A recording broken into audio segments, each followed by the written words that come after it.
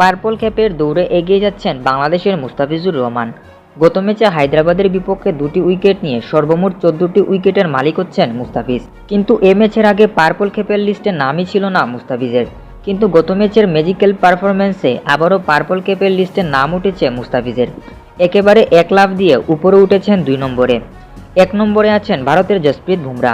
তবে জসপ্রীত বুমরাও 14টি উইকেট শিকার করেছেন। তফাৎটা শুধু ইকোনমিতে, অর্থাৎ মুস্তাফিজ বুমরা থেকে নিজের বোলিং অনেক বেশি রান খরচা করেছেন। সেজন্য 14টি উইকেট পেলেও মুস্তাফিজ রয়েছেন পয়েন্ট টেবিলের 2 নম্বরে। এবার মুস্তাফিজ যদি নিজের শেষ ঝলকটা দেখাতে চান, তাহলে আগামী 1 মে মুস্তাফিজের যে সর্বশেষ ম্যাচটি রয়েছে, যেটি পাঞ্জাবের বিপক্ষে, সে ম্যাচে অবশ্যই ভালো বোলিং করতে হবে। কারণ এই ম্যাচ খেলেই মুস্তাফিজকে ফিরে আসতে হবে দেশে।